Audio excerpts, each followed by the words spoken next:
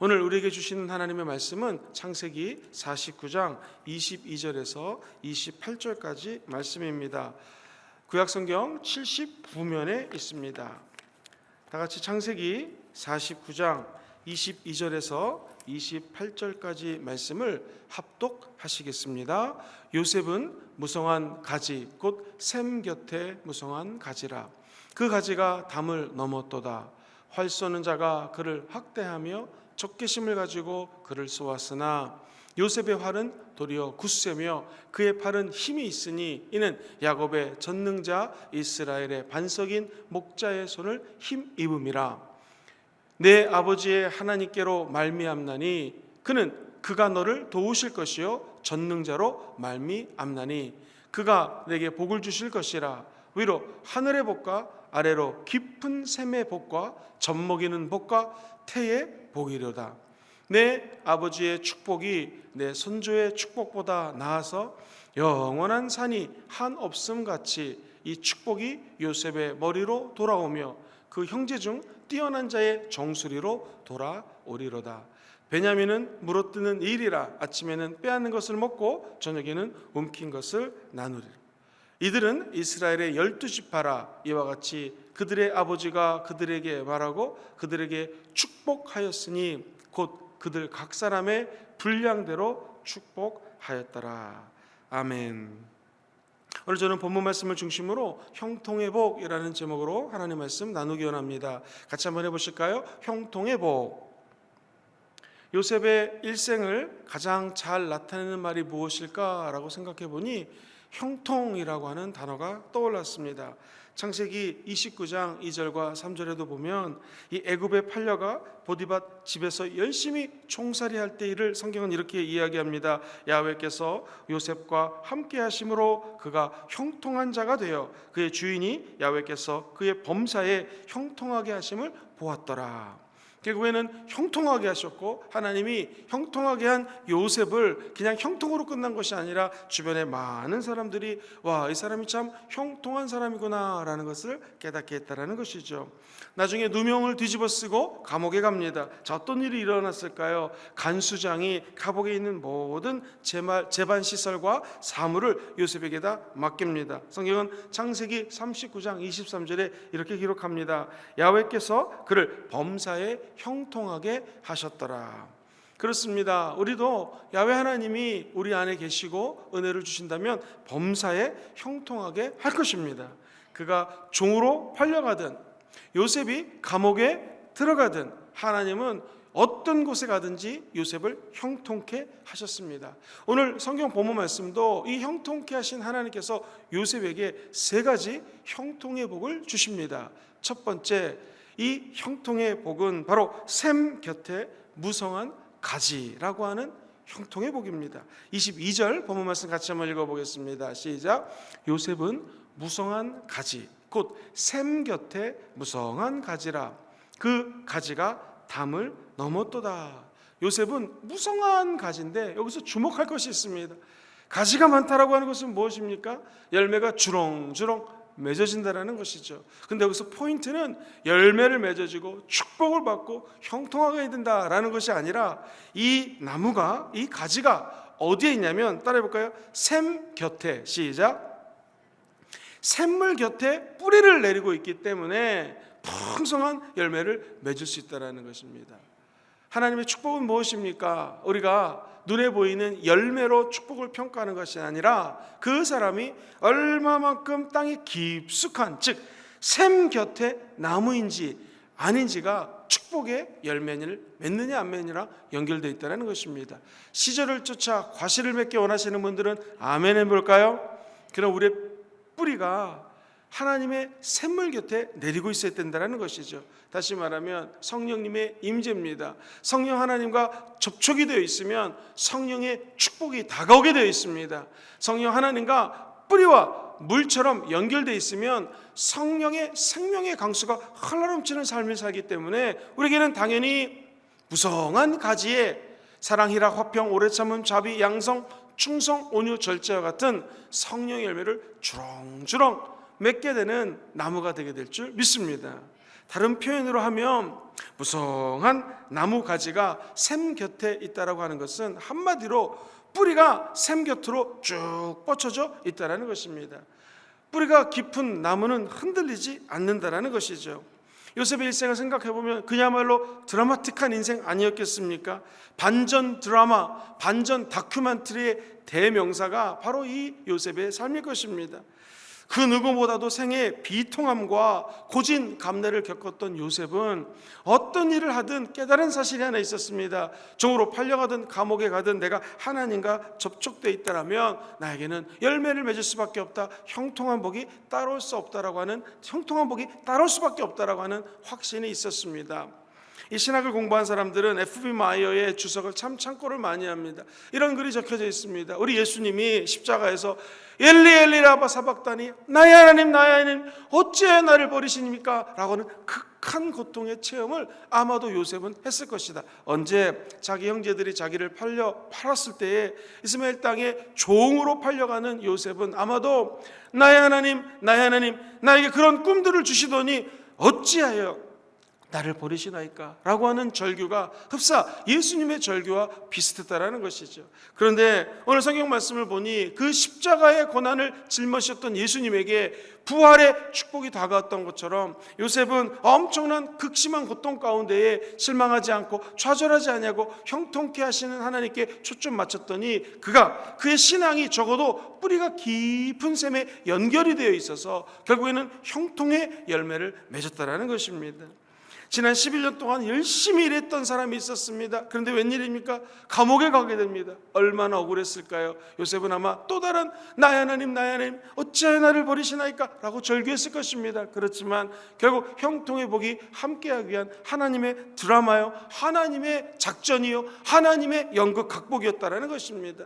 사랑하는 성도님들, 오늘 행여나 우리 가운데 힘들고 어렵고 감옥에 갇힌 것 같고 노예로 팔려간 것 같은 극심한 고통과 상실감이 있는 분이 계십니까? 하나님은 형통의 복을 예배해 놓으시고 샘 곁에 무성한 나무가지처럼 여러분들에게 형통의 열매와 축복을 허락하여 주실 것입니다. 어렸을 때 국어책에 용비어천가라고 하는 그 글이 기억이 나시죠? 한국말로 현대어 버전으로 한번 바꿔서 읽어봐 드리겠습니다. 뿌리 깊은 나무는 바람에 안이 흔들립니다.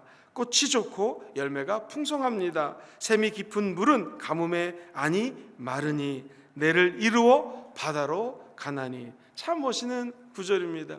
뿌리가 깊으면 흔들리지가 않습니다. 요셉의 믿음은 바로 자신의 믿음이 하나님의 깊은 성령의 샘물 앞에 뿌리를 내리고 있었기 때문에 바람이 불어도 비바람이 불어도 심지어 눈이 내려도 이 나무는 무성한 열매를 맺을 수 있었다는 것이죠. 어떻게 알 수 있을까요? 창세기 45장 5절에 보면 형들이 애굽의 총리가 된 요셉 앞에 양식을 구하러 옵니다. 그때 형들이 요셉인 것을 보고 얼마나 당황했겠습니까? 그러나 오늘 요셉의 고백을 다 같이 한번 읽어보시죠. 시작. 당신들이 나를 이곳에 팔았다고 해서 근심하지 마소서, 한탄하지 마소서. 하나님이 생명을 구원하시려고 나를 당신들보다 먼저 보내셨나이다. 이 고백은 아무나 하는 것이 아닙니다. 나를 팔아넘긴 이 악당 같은 형들에게 하는 말이 상심하지 마세요, 걱정하지 마세요. 하나님이 생명을 구원하기 위해서 형님들보다 나를 이곳에 먼저 보냈습니다. 사랑하는 성도님들, 요셉이 받은 축복은 그 가지가 자기의 열매만으로 국한된 것이 아니라 뿌리가 깊은 곳에 연결되어 있기 때문에 이 열매가 담장을 넘었다고 이야기를 하고 있습니다. 요셉 가문으로 받은 축복이 아니라 그 축복이 여기 다가온 원수 같은 형들 담장을 넘어서 형님들에게 흘러나게 되었고 70명이라고 하는 자기 가족들에게 흘러넘어가게 되었고 결국 장자의 축복을 받은 이 요셉의 형통함은 하나님의 은혜로 말미암아 오늘날 대한민국 부산 금정구에서 예배드리는 저와 여러분들에게까지도 이 축복의 물결이 함께 있다는 사실입니다. 저와 여러분들이 하나님의 축복을 사모하면 아멘 해보실까요? 우리의 깊은 뿌리가 성령님과 연결되어 이 무성한 나무가지가 흘러넘쳐가지고 담장을 넘어 이웃집에 남산동에 금정구에 부산에 경상남도 북도에 우리나라의 저 얼어붙은 북한 땅에, 나아가 동남아시아와 아시아와 서남아시아, 나아가 온 열방까지 담장을 뛰어넘는 은혜가 우리 교회 우리 성도님들을 통하여 나타나게 되기를 주의 이름으로 축원드립니다. 두 번째로 형통의 축복은 무엇일까요?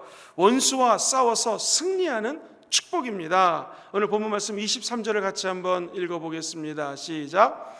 활 쏘는 자가 그를 학대하며 적개심을 가지고 그를 쏘았으나 요셉의 활은 도리어 굳세며 그의 팔은 힘이 있으니 이는 야곱의 전능자 이스라엘의 반석인 목자의 손을 힘입음이라. 이 말씀을 가만히 보면은 굉장히 어렵게 느껴집니다. 그래서 현대인 성경 말씀으로 한번 읽어드리겠습니다. 천천히 읽어보죠. 시작. 그 원수들이 무섭게 그를 공격하며 활을 쏘고 추격하지만 오히려 그의 활이 견고하고 그의 팔에 힘이 있으니 이스라엘의 반석이시며 목자가 되시는 야곱의 전능하신 하나님의 무엇 때문이라고요? 능력 때문이라.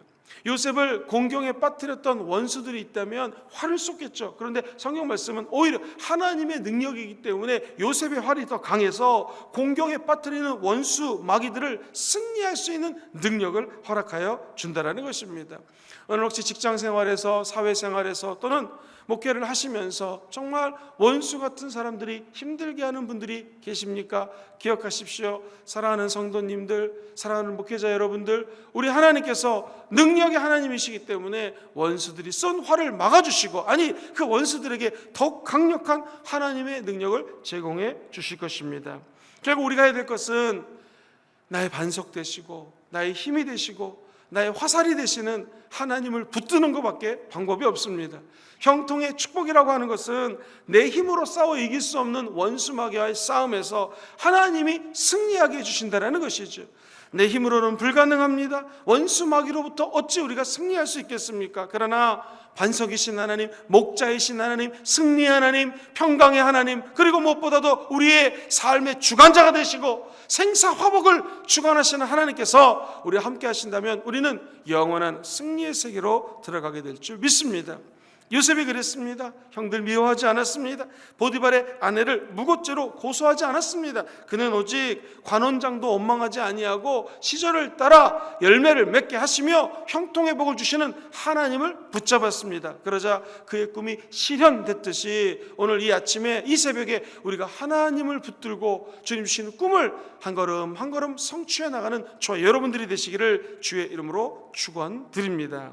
나아가 이 열매는 담장을 넘어 온 열방까지 흘러넘치게 되어서 우리만 영적 전쟁에 승리하는 것이 아니요 저 여러분 때문에 수많은 사람들이 예수 이름으로 귀신을 쫓아내게 될 것입니다. 예수 이름으로 치료하는 광선을 체험하게 되사 하나님의 치유하심을 경험하게 될 것입니다.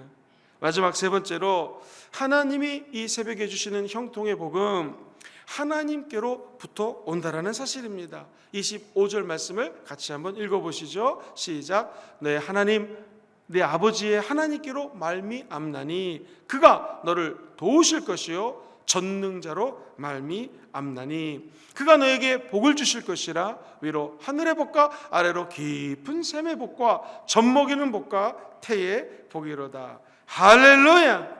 저 여러분들이 이 축복을 받게 되기를 주의 이름으로 축원드립니다.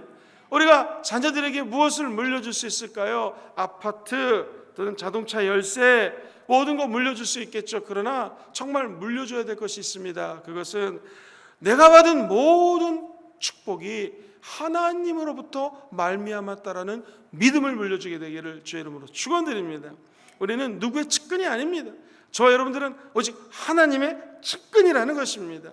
성경에 보면 사무엘하 19장 32절에 보면은 80세 노인이 등장합니다. 그의 이름은 바르실레입니다. 평범한 촌부였습니다. 압살롬의 반역으로 다윗이 도망 다니다가 피난처로 이분의 집에 들어오게 됩니다. 그랬을 때에 이 바르실레라고 하는 어르신은 다윗을 지극정성으로 섬깁니다. 그때 다윗이 바르실레에게 모든 게 회복되고 난 다음에 이렇게 말씀합니다. 같이 예루살렘으로 돌아가자. 내가 너에게 큰 상을 베풀리라. 얼마나 좋았을까요?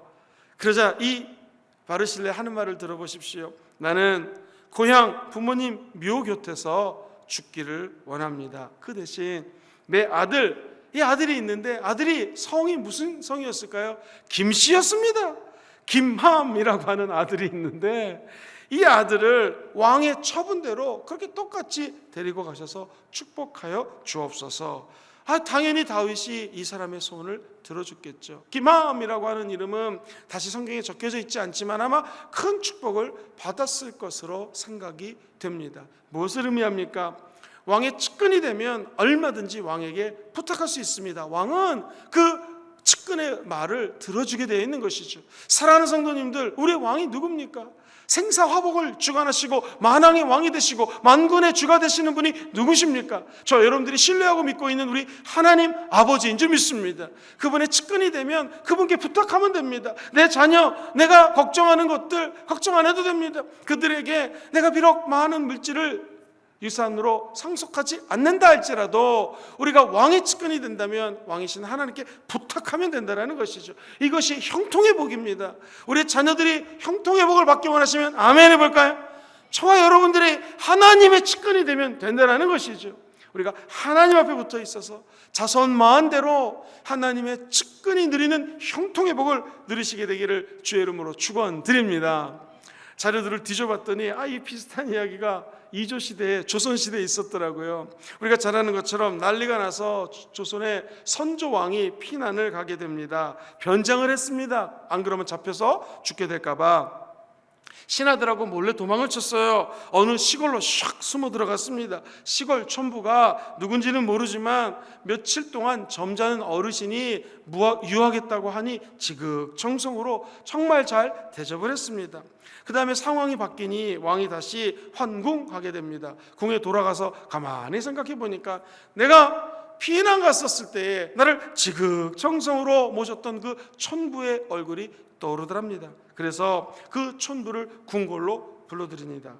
여봐라, 네가 나에게 잘해줬는데 나는 사실은 왕이었다. 아니, 이 촌부는 그저 이서방이로 알았는데 이서방이 아니라 이 나라의 왕인 것입니다. 어찌할 바를 몰라 했습니다. 왕이 얘기합니다. 내가 너에게 뭐든지 소원을 들어주겠다. 벼슬이건 재물이건 네가 원하는 것을 나에게 말하라. 자, 이 촌부가 뭐라 그랬을까요? 참 지혜로웠던 사람 같습니다. 저는 원하는 게 하나도 없고요. 왕을 모셨던 것 그것만으로도 기쁩니다. 한 가지 작은 소원이 있다면 제가 곧 환갑인데, 조선시대 때 환갑은 귀하지 않았습니까? 환갑인데 우리 아들들과 자녀들과 잔치하기를 원하오니 왕이시여 환갑에 한번 와 주시면 그것만으로도 감사합니다. 그랬더니 허허허, 이거 너무나 쉬운 소원이구나 하면서 왕이 행차를 하기로 약속했습니다. 자, 어떤 일이 벌어졌을까요? 그 시골에 왕이 온다고 소문이 났습니다. 첫 번째, 도로가 닦이게 됩니다. 왕이 옛날 같은 그 궁녀를 가지고 오게 되면은 길이 있어야 되지 않겠습니까? 그리고 오늘 아침엔 전기가 들어오게 됩니다. 오늘 아침에는 수많은 기본적인 시설들을 갖추게 되었다는 것이죠. 뿐만 아니라 더욱 놀라운 것은 사람들이 아니 세상에 선조왕이 이곳에 온다고 하니 이 사람이 엄청난 사람이구나 하면서 동네 방네에서 이를 무시했던 부잣집에서 수많은 생일 축하 금액을 가지고 갖고 와가지고 이 사람이 엄청나게 부자가 되었다는 것입니다. 우리도 마찬가지입니다. 하나님이 어디 계실까요? 멀리 있지 않습니다. 하나님 우리 안에 계십니다. 우리 안에 계신 하나님을 지극정성으로 대접하시게 되기를 주의 이름으로 축원드립니다. 목사님, 하나님 어떻게 대접할까요? 여러분처럼 예배드리면 됩니다. 진심으로 기도하시고 진심으로 감사하시고 진심으로 찬양하시고 진심으로 하나님 말씀에 감격한다면 왕이신 하나님이 어찌 환갑잔치에 행사하는 왕과 같은 마음을 품지 않으시겠습니까? 때마다 시간마다 왕이신 하나님이 행차하셔서 저 여러분들에게 형통의 복을 허락하여 주실 것입니다. 그리고 하나님은 멀리 있지 않습니다. 내 주변에 있는 사람들이 아마도 작은 예수님일 수 있습니다. 길을 가다가 또는 회사에서 오늘도 힘든 사람을 보게 되면 그분이 곧 예수님이라 생각하시고 작은 사랑을 베풀게 된다면 네가 지극히 작은 자에게 한 것 때문에 내가 이런 축복을 주겠노라고 하나님 약속하여 주실 것입니다. 작은 소자에게 물 한 그릇 준 것까지도 하나님은 알고 있으니 오늘 저 여러분들이 하나님의 마음을 시원케 하는 냉수가 되어서 우리 주님의 마음을 시원하게 해드리는 하나님의 종들이 되시기를 주의 이름으로 축원드립니다. 말씀을 정리하겠습니다. 나무가 깊이 샘의 뿌리를 내리면 무성한 가지가 되어서 담장을 넘는 축복을 허락하여 주실 것입니다. 오늘 첫 번째 형통의 복, 샘 곁에 무성한 가지처럼 저와 여러분들이 이 믿음의 뿌리를 샘이 깊은 생명수에 연결하셔서 수많은 열매를 맺는 형통의 복을 받으시게 되기를 주의 이름으로 축원드립니다. 두 번째 형통의 복은 무엇입니까? 바로 내 힘으로 싸워 이길 수 없는 이 영적 전쟁에 원수와 싸워 승리할 수 있는 은혜가 우리 삶 가운데 함께 하시기를 주의 이름으로 축원드립니다. 그래 오늘도 믿는 자에겐 이런 표적이 따르느니 예수 이름으로 손을 얹어 기도하면 치유가 임하기를 소망합니다. 귀신이 떠나가기를 주의 이름으로 축원드립니다. 마지막 세 번째 형통의 복은 무엇입니까? 요셉의 형통의 축복은 철저하게 하나님께로부터 왔다라는 사실입니다. 우리 인생의 모든 복이 하나님께로부터 옵니다. 그리고 이 축복이 담장을 넘어 우리 이웃과 열방을 향하는 형통의 축복을 받는 모든 성도님들 되시기를 주님의 이름으로 축원드립니다.